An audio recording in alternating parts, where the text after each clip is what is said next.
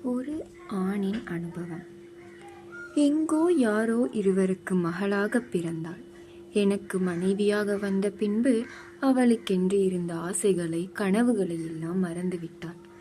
இப்போது நான் அழுதால் அழுகிறாள், நான் சிரித்தால் சிரிக்கிறாள், நான் துடித்தால் துடிக்கிறாள். எனக்காகவே வாழ்கிறாள்.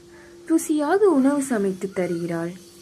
ரகசியமாக காதல் செய்கிறாள். காலையில் நான் எழும்புவதற்கு முன்பு அவள் எழுந்து விடுகிறாள். இரவில் வீடு வருவதற்கு தாமதமானால் நான் வரும் வரை தூங்காமல் விழித்திருக்கிறாள். மாதவிடாய் வலி அவளை கொல்லும் போதும் சிரித்து கொண்டே வலியினை மறக்கிறாள். வீட்டை சுத்தம் செய்கிறாள். அன்பாக பேசுகிறாள். அனைத்து வேலைகளையும் சளைக்காமல் செய்கிறாள். ஓர் நாள் கர்ப்பமாகிவிட்டேன் என காதுக்குள் சொல்லி மார்பில் சாய்ந்தாள். பக்குவமாக குழந்தை போல் பார்த்து கொண்டேன்.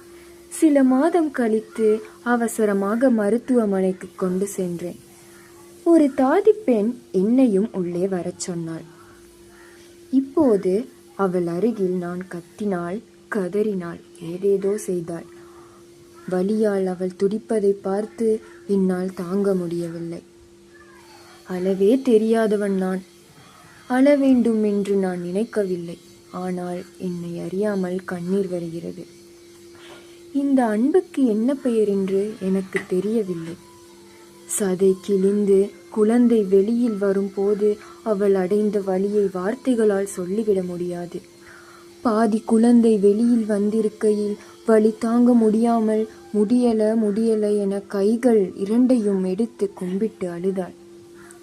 எவ்வளவு வலி இருந்தால் அவள் கும்பிட்டு அழுதிருப்பாள் என்று நினைக்கும் போதும் நான் துடித்து அவளை இறுக அணைத்து கொண்டேன்.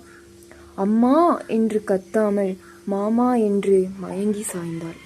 அந்த ஒரு வார்த்தையால் நான் கடவுளிடம் கெஞ்சினேன், ஏன் பெண்களுக்கு இப்படி ஒரு வலியை கொடுத்தாய் என்று. ஒரு சில நிமிடங்களில் குழந்தையை கையில் தந்தார்கள். நான் அவள் நெற்றியில் முத்தம் வைத்து இறுக அணைத்து கொண்டேன். அவள் அனுபவித்த வலி என்பது நிச்சயமாக மரணத்தின் ஒத்திகை என்று உணர்ந்தேன். மரியாதை செய்யுங்கள் நம் கண்மணிகளுக்கு. நன்றி.